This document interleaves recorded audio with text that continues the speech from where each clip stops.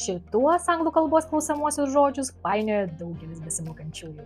Ir iš tiesų, kaip žinoti, kurį žodį vartoti – what arba which, jeigu abu jie reiškia beveik tą patį, koks kuris.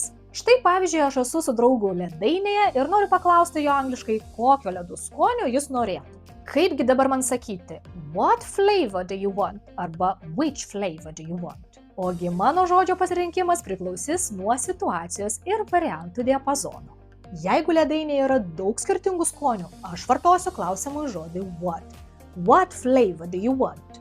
Jeigu skonių pasirinkimas yra mažas ir apribotas, paklausiu which flavor do you want? Vanilla or chocolate? Taigi atsiminkite pagrindinės taisyklės. Klausiamąjį žodį what mes vartojame tuo met, kai klausime apie didelės ir neribotas pasirinkimo galimybės. Tuo tarpu klausiamasis žodis which vartojamas tais atvejais, kai pasirinkimas yra labai ribotas ir aiškiai apibrėžtas. Palyginkite. What is your name? Atviras klausimas, nes man nėra žinoma, koks vardas iš visų galimų pasaulio vardų yra jūsų. Tačiau which is your name? John or Jack? Kai pasirinkimas yra ribotas iš dviejų galimų vardų. Na, o dabar jūs pabandykite angliškai paklausti, su kuria ranka tu rašai?